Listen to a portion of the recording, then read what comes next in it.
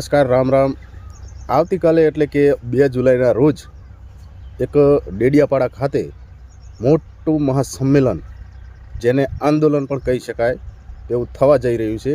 અને એ પણ આદિવાસી મસીહા ચૈતરભાઈ વસાવાને જ્યારથી જેલવાસ થયો છે, 7 વર્ષની સજા પડી છે, એના ભાગરૂપે અને એમના સમર્થનમાં લાખોની સંખ્યામાં આદિવાસી આગેવાનો, કેટલાક રાજસ્થાનના ધારાસભ્યો એમ સાથે મળી આમ આદમી પાર્ટીના ધારાસભ્યો અને સમગ્ર આમ આદમી પાર્ટીના આયોજકો, આગેવાનો, નેતાઓ, કાર્યકરો અને સમગ્ર ચૈતરભાઈ વસાવાના સમર્થન આપતા દરેક આદિવાસી સમાજ આવતીકાલે 2 જુલાઈના પીઠા ગ્રાઉન્ડ ખાતે ડેડિયાપાડા વિસ્તારની અંદર એક મોટું જંગી મહાસભાનું આયોજન થઈ રહ્યું છે. ત્યારે આપણે સૌ માનીએ કે જે ચૈત્ર વસાવાના કટ્ટર દુશ્મન ગણી શકાય એવા ભરૂચ જિલ્લાના સાંસદ ભારતીય જનતા પાર્ટીના મનસુખ વસાવા, એમને એવું એક નિવેદન આપ્યું છે અને એવો ખુલાસો કર્યો છે કે જે સાંભળીને તમે ચોંકી જશો.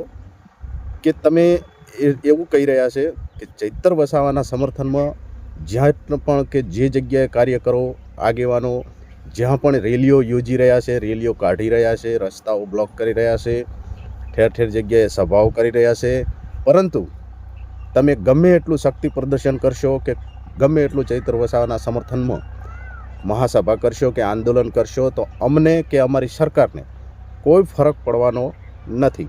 આવું ખુલ્લું અને જાહેરમાં મનસુખ વસાવાએ ચીમકી આપી છે. કારણ કે આવતીકાલે પીઠા ગ્રાઉન્ડ ખાતે લાખોની સંખ્યામાં જ્યારે લોકો ઉમટી પડવાના હોય ચૈત્ર વસાવાના સમર્થનમાં, કે જે ચૈત્ર વસાવાના કેસની અંદર જે ચૈતરભાઈ વસાવા સાથે અન્યાય થયો છે એની લડતના ભાગરૂપે જે લોકો એકત્રિત થવાના છે, આ આખા આયોજનને રોકવા માટે મનસુખ વસાવા ક્યાંક ને ક્યાંક પ્રયાસ કરી રહ્યા હોય એવું જોવા મળી રહ્યું છે. સૌ પ્રથમવાર તો મિત્રો મનસુખ વસાવાનો એ વિડીયો સાંભળીએ કે જે વિડીયોની અંદર જાહેર અને ખુલ્લેઆમ કહી રહ્યા છે કે કાંઈ પણ ધમપછાડા કરો, જે થવાનું હતું એ થઈ ગયું. તમે આની પહેલાં ક્યાં સૂઈ ગયા હતા? તમામ આમ આદમી પાર્ટીના નેતાઓને પણ કહી રહ્યા છે કે અત્યાર સુધી જ્યારે ચૈતરભાઈ વસાવાનો 3 વર્ષથી આ કેસ ચાલતો હતો ત્યારે તમે બધા ક્યાં સૂઈ ગયા હતા ને હવે તમે ઠેર ઠેર જગ્યાએ રોડ રેલી કરી રહ્યા છો, સભાઓ કરી રહ્યા છો. તો જે કરવાનું હતું એ તમારે પહેલાં કરાવવાનું હતું. જે નામદાર કોર્ટ દ્વારનો જે ફેસલો આવ્યો એની પહેલાં તમે જે બધું કર્યું હોત તો કદાચ ચૈત્ર વસાવાનો ન્યાય મળ્યો હોત. પરંતુ તમે જે હવે ચૈત્ર વસાવાને જ્યારે સજા ફરમાવવામાં આવી ગઈ છે, કોર્ટ સામે તમે આંદોલન કરી રહ્યા છો, કોર્ટના ચુકાદા સામે રેલીઓ કરી રહ્યા છો, સરકાર સામે તમે શક્તિ પ્રદર્શન કરી રહ્યા છો, આ બધું જ તમારું વેડફાવાનું છે, નિસ્વાર્થ છે. એટલે કે આ બધું વ્યર્થ જવાનું છે કહેવાનો મતલબ. આવું મનસુખ વસાવા ખુલ્લેઆમ કહી રહ્યા છે.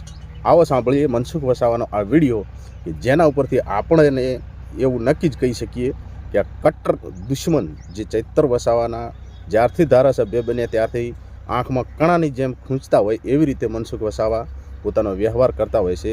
અને મનસુખ વસાવા વારંવાર ચૈતરભાઈ વસાવાને ઉતારી પાડવાની પણ વાત કરતા હોય છે, નીચું દેખાડવાની વાત કરતા હોય છે અને લોકોને પણ ભરમાવવાની વાત કરતા હોય છે. ચૈતરભાઈ વિરુદ્ધમાં લોકોને ગુમરાહ કરવાની જ્યારે વાત કરતા હોય છે.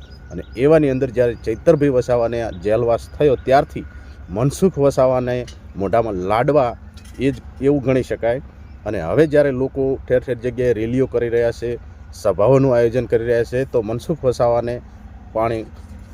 વસાવાને હવે પેટમાં દુખવા લાગી રહ્યું છે. એમના પેટમાં તેલ રેડાઈ રહ્યું છે કે આવી સભાઓ કરવાનું કોઈ મતલબ નથી. તમે શા માટે સભાઓ કરી રહ્યા છો? શા માટે ગુમરાહ થઈ રહ્યા છો? આવું જ નિવેદન મનસુખ વસાવાએ આપ્યું છે. સાંભળી લઈએ. થોડો ન્યાય ઉલટો હોય તો ઉલટો કેસ તમે એના વિરોધમાં તમે કેસને ડાયવર્ટ કરી રહ્યા છો. તમે કોર્ટ પર દબાણ લાવી રહ્યા છો, જજ પર દબાણ લાવી રહ્યા, એવું સાબિત થાય છે. અહીં શક્તિ પ્રદર્શન કરવાના ડેટા કરો ભાઈ, એનો શું ફાયદો? તમે ગમે એટલું શક્તિ પ્રદર્શન કરો છો, દિલ્હીથી લાવશો, પંજાબથી લાવશો, ત્યાંથી લાવશો, તમે લાખો 5 લાખ લાવો, અમને કંઈ ફરક પડવાનો છે? આપણને કંઈ ફરક પડવાનો છે ભાઈ? એટલે કંઈ ફરક બી ના પડવો જોઈએ આપણા લોકોએ. આપણી જે વિચારધારા છે, આપણે જે કામ કરવાનું છે ધ્યાનમાં, બીજી તરફ ડાયવર્ટ નહીં કરવાનું.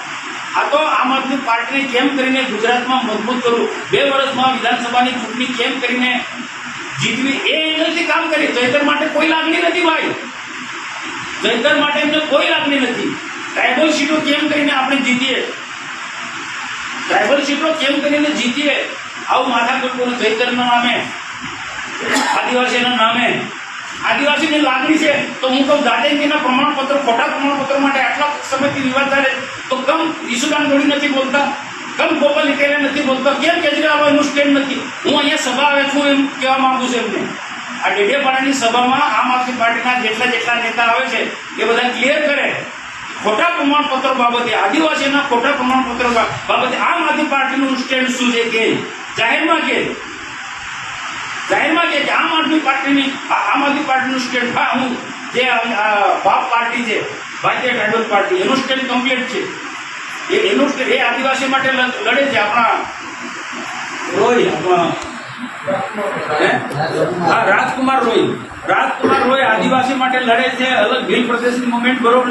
આ લોકોની ડુપ્લિકેટ છે આમ આદમી પાર્ટીના લોકો. પ્રદેશ ને હવે તો અલગ દેશમાં. હા, હવે તો એટલે આ જે છે તો આ બધા લોકો ભેગા થવાના છે. હવે આદિવાસીઓ માટે કે પોતાના સ્વાર્થ માટે કે પોતાની પાર્ટીને મોટા કરવા માટેના કાર્યક્રમો કરાય કે જયતર માટે લાગણી કરે તો ભગવાન જાણે, ભગવાનને ખબર, આપણે ખબર નથી કે એમના મનમાં શું. પણ આપણે રાજનીતિમાંથી એટલું તો ખબર પડે ને કે જયતર માટે કે પેલા 7-15 વર્ષના દીકરા માટે, બાળકી માટે કોઈ લાગણી નથી, બહેનો જેલમાં એમના માટે કોઈ લાગણી નથી. એમને પાર્ટીનો વ્યાપ કઈ રીતના મજબૂત કરવો. બાકી તમને લાગણી જયતરભાઈ માટે લાગણી હોય, જયતરની સાથે જે બહેનો છે ને નાની બાળકી છે એના માટે લાગણી હોય તો કાનૂન દ્રષ્ટિએ લડાઈ, કાયદાકીય લડાઈ. આવું તમે ઇતિહાસમાં જોયું છે કે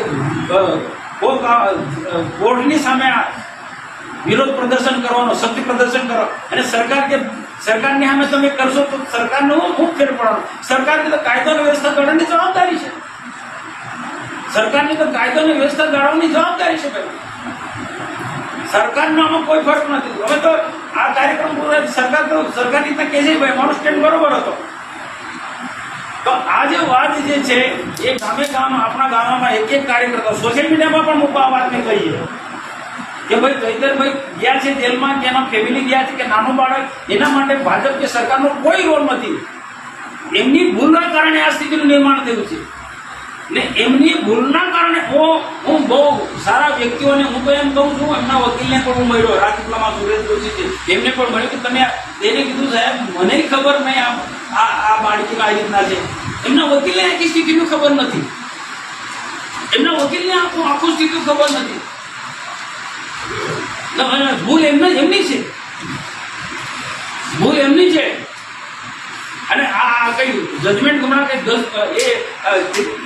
જે દિવસે આપણે વાંચ્યું તે દિવસે થોડું ડિફરન્સ, એ તો એના અગાઉથી નક્કી થયેલો હોય, તારીખો ચાલતી હોય, અલગ તારીખો, જે બંને સરકારી વકીલની દલીલ અને એમના વકીલની દલીલ, એ બધી દલીલ એમના લોકોના જવાબો હોય, પેલા ફરિયાદી હોય એમના જવાબો, બધા એના પર જવાબો બધા થતા હોય, વકીલોની દલીલો નોંધાતી હોય, તો ઘણા ટાઈમથી ચાલતું. હવે મિત્રો, મનસુખ વસાવાને એવો કંઈક ડર ઘૂસી ગયો છે કે કદાચ આટલા બધા સમર્થન યોજવામાં આવશે, સભાઓ થશે અને ચૈત્ર વસાવાને સુપ્રીમ કોર્ટ કે હાઈકોર્ટ દ્વારા કદાચ જામીન મળી જશે તો ફરી પાછા મનસુખ વસાવાના દુઃખના દિવસો શરૂઆત થઈ જશે. એટલે કે આમ આદમી પાર્ટીનું વર્ચસ્વ વધવા લાગશે અને ભારતીય જનતા પાર્ટીનું વર્ચસ્વ ઘટવા લાગશે. આવો મનસુખ વસાવાને ડર છે, પોતાની ખુરશી ખોઈ બેસવાનો ડર છે.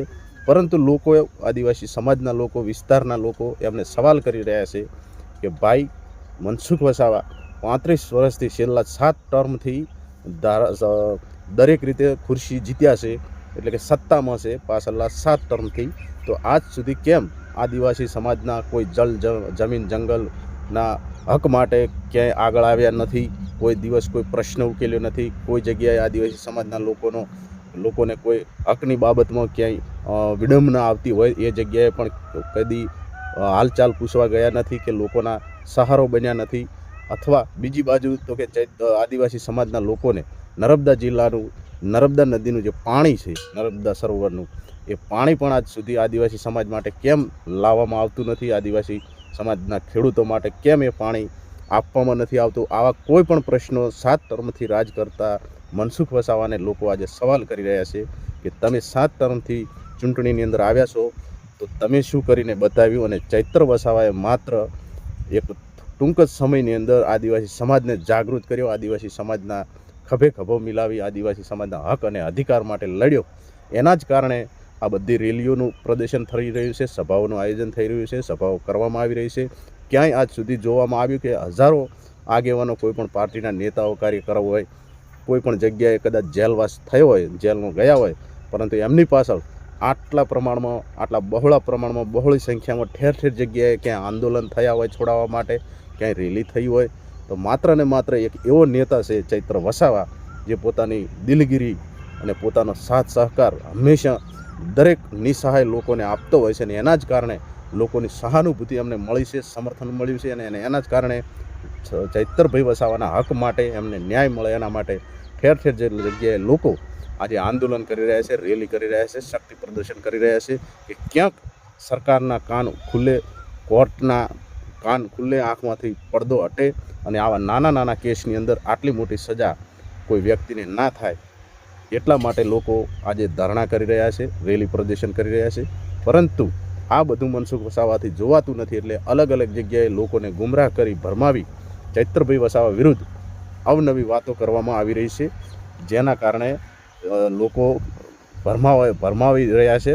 સમર્થનમાં જવા તૈયાર ના થાય એવો મોટામાં મોટો આ મનસૂબો ધરાવનાર મનસુખ વસાવા ઠેર ઠેર જગ્યાએ પીઠા ગ્રાઉન્ડ ખાતે લોકો ના જાય એમને રોકવા માટે આવા નિવેદનો આપી રહ્યા છે. કાંઈ વાંધો નથી, આવનારા સમયમાં ખબર પડશે. પરંતુ એક સમાચાર એવા પણ આવ્યા છે, ચૈતરભાઈ વસાવાના વકીલ દ્વારા એક ચુકાદો આપવામાં આવ્યો છે, નિવેદન આપવામાં આવ્યું છે કે ચૈતરભાઈ વસાવા પહેલાં એમના પત્ની શકુંતલાબેન વસાવા એ પહેલાં બહાર આવવાના છે. કોર્ટમાંથી એવો નિર્ણય એવો લાવવાના છે કે ચૈતરભાઈ વસાવા પહેલાં એમના પત્નીને સજામાંથી મુક્ત કરવામાં આવશે. અને એના પછી ચૈતરભાઈ વસાવા લાસ્ટમાં કદાચ ચૈતરભાઈ વસાવાને ન્યાય મળે એવું વકીલ જણાવી રહ્યા છે. એવા પણ સમાચાર મળ્યા હતા. પરંતુ હવે જોઈએ આવનારા સમયની અંદર કે કોર્ટ જ્યારે આ ફેસલો, આખો કેસ હાઈકોર્ટ ખાતે જવાનો છે, ત્યારે હાઈકોર્ટનો શું ફેસલો આવે છે, ચૈતરભાઈ વસાવાને ન્યાય મળે છે કે નથી મળતો, એ આવનારા સમયમાં જોવાનું બાકી રહ્યું. બાકી મળીએ નવા વિડીયોમાં અને જોઈએ આવતીકાલે કેટલા સંખ્યામાં લોકો આવે છે ચૈતરભાઈ વસાવાના સમર્થન માટે. એ પણ આવતીકાલે 2 જુલાઈના રોજ પીઠા ગ્રાઉન્ડ ખાતે જોવા મળશે. અને જેટલા પણ લોકો સાથ સહકાર આપવા જઈ શકતા હોય એટલા જવા વિનંતી. મળીએ નવા વિડીયોમાં નવી અપડેટ સાથે. રજા આપશો. જય જય ગરવી ગુજરાત, જય જોહાર, જય આદિવાસી.